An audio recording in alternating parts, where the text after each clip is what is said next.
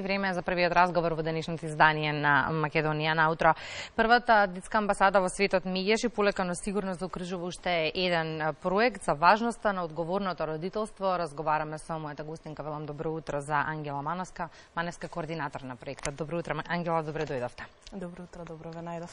Амбициозно започнавте уште еден проект, полека но сигурно го заокружувате истото. Зошто сметавте дека е потребно да се зборува за одговорното родителство? Зошто токму на овој проект се фокусиравте изминатиот период?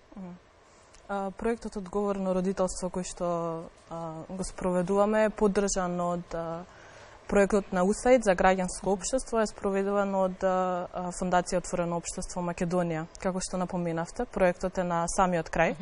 И она што беше иницијалната каписла, нели, да се започне овој проект, се многогодишните обиди на првата детска амбасада во светот меѓаши да апелира за важноста на одговорното родителство, и веќе имавме неколку кампањи кои што потекнуваа на тоа во 2007-2008 година, и се состоеше од неколку прашања: дали го гушнавте вашето дете денес, дали му кажавте колку го сакате, дали разговаравте со него.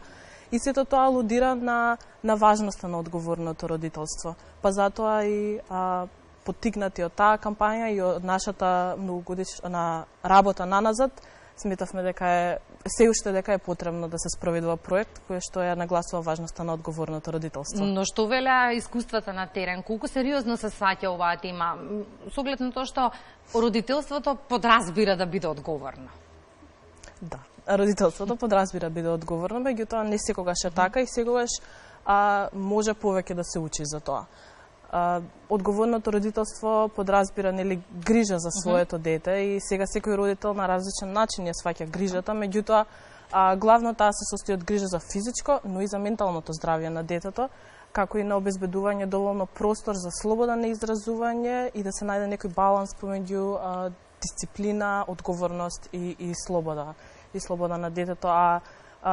Истражувањата на терен, односно нашето искуство на терен, се уште покажува дека е потребно да се работи и со родителите и со блиските луѓе на детето по однос на ова прашање. Ке запрам на темата дисциплина.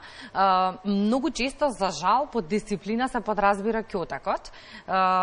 Моето прашање е дали вашите искуства велат дека токму физичкото насилство некои родители го подразбираат како одговорно родителство. Моето дете ќе биде добро, моето дете ќе биде дисциплинирано, само доколку јас како родител знам како да се поставам кон него, а тоа е да го дисциплинирам или да ги соправам неговите лоши постапки со ќотак. Самиот проект кој што го спроведуваме има една кампања која што е против телесно казнување. Значи, телесното казнување е казна само по себе. Мислам, покрај тоа што е казна, тоа исто така и злоупотреба. Значи, телесното казнување е всушност физичко казнување, а физичката злоупотреба се казнува, се санкционира. Сакам да кажам дека спаѓа под злоупотреба на деца. Сега, да, многу родители сметаат дека со ќотокот, како што кажавте, или телесно казнување, дека нивното дете ќе се научи на дисциплина.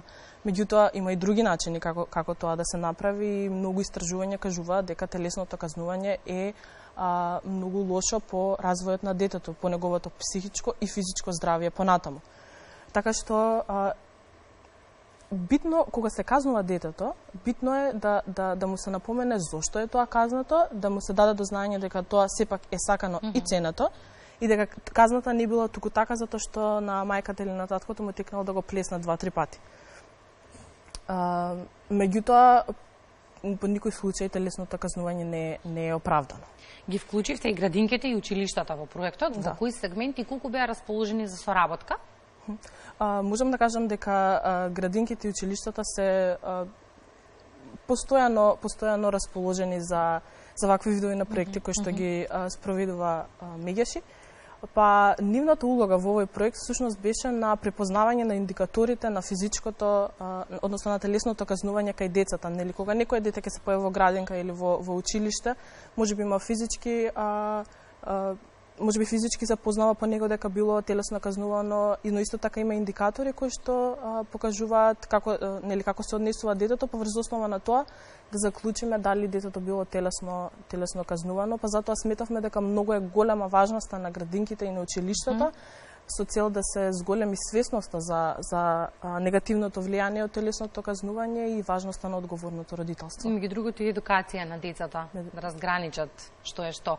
Колку децата отворено зборуваат со педагозите, психолозите во градинките, во училиштата? Ајде, градинките ќе ги тренеме можеби и настрана, бидејќи децата во тој сегменти не се свесни во таа возраст можеби, но во училиштата колку често зборуваат со педагозите и психолозите отворено на оваа тема? Колку знаат да разграничат што е љубов, а што насилство? Многу често знаеме да слушнеме, барем сум прочитала по интернет страниците, некои изјави на деца од типот на тоа дека мама и тато ме сакаат, а кога ме типаат по моја вина. Да, тоа е заради тоа што така биле научени цел живот, нели? Ако цел живот се телесно казнувани и од нивните родители, тогаш ќе помислат дека можеби тоа е еден начин на покажување на љубов, па затоа децата на тој начин си го оправдуваат тоа. Меѓутоа стручните служби во училиштето и во градинките децата се уште мали, нели? Меѓутоа стручните служби во основните и средните училишта, како што се педагозите, психолозите, стручниот тим исто така треба да се состои од дефектолог и социјален работник, логопед и така натаму. Меѓутоа стручните служби кај нас се воглавно се состојат од психолог и педагог. Сега многу деца мислат дека функцијата на стручните служби во училиштата е само нели да се санкционира и ако не си мирен ќе те пратам кај психологот. Меѓутоа многу е поголема улогата на стручните служби во училиштата. Тие имаат право да знаат за се што се случува во училиштето, значи доколку некое дете физички малтретира или психички малтретира некој друго, меѓутоа децата може да се обратат кај нив доколку сакаат да пријават или да посочат кон тоа дека се телесно казнувани, па и тие самите да ги препознаат индикаторите. Така, токму тоа сакав да кажам, способноста да препознаат доколку се случува некоја промена кај детето. Подготвивте многу прирачници. Во моментов и се печатат истите? Да. Подготвивме 3 водичи во склоп на овој проект Одговорно родителство.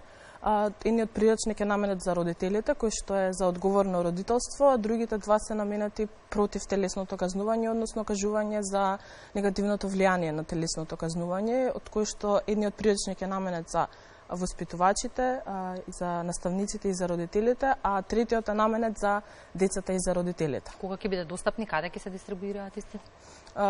Би требало да бидат достапни наредната или понаредната недела. Тие ќе се дистрибуираат првенствено во градинките и училиштата со кои што имавме соработка, затоа што сите оние работилници кои што ги државме, односно обуки на стручните служби и на воспитувачите во градинките и училиштата, е склопено сето во тоа мал водич да може да се подсетуваат и да им биде срочено се убаво, а инаку тие ќе бидат достапни исто и кај нас во првата детска амбасада во светот Меѓаши и таму покрај тоа што се зборува за важноста на одговорното родителство, како што напоменав претходно, се напишани индикаторите според кои може да се препознае дали некое дете е телесно казнувано. Еден од показателите колку децата сакаат отворено да зборуваат за сето она што им се случува во семејството и отворениот СС телефон на првата детска амбасада, што велат податоците? Колку се охрабруваат децата? СОС телефонот е се уште во функција, нели? Се уште имаме дојави на СОС телефонот, меѓутоа како што поминуваат годините, многу се значени и дојавите кои што ги имаме и на фиксен телефон и на службен мобилен телефон, меѓутоа имаме случаи кои што директно доаѓаат во детската амбасада и директно доаѓаат на советување. Сега децата се уште се плашат да пријават, поради тоа што се под притисок веројатно од семејството, од околината. Меѓутоа кој најчесто укажува?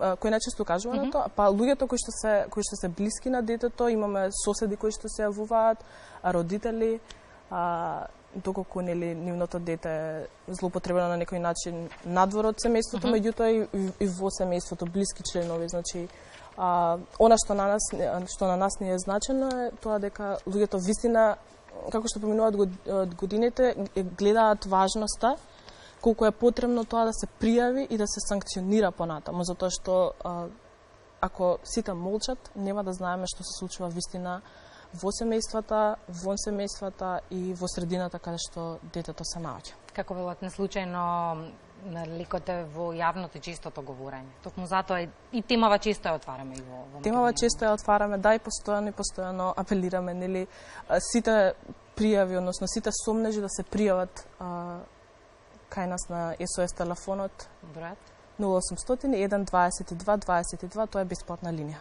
Во која насока ќе се реализира проектот наредниот период, на што ќе посветите внимание? Проектот е во завршна фаза. Така? Би требало Прирачниците ги очекуваме? Завршна фаза, да. Проектот завршува наредниот месец. Значи, завршните активности се печатење и дистрибуирање на овие водичи и исто така и пресконференција на која што ќе се презентираат завршните резултати и самите водичи, меѓутоа за тоа понатаму ќе биде известна на јавноста кога и каде ќе се одржува пресконференцијата. А потоа веројатно ве очекува процес на примена од теорија во пракса, односно да видиме колку на терен, колку ќе се менува колективната свест и колку ова ќе промени нешто. Да, постојано е таа примена, постојано е праксата. Така, тоа е најважно. Благодарам за гостувањето. Благодарам и вам за поканата.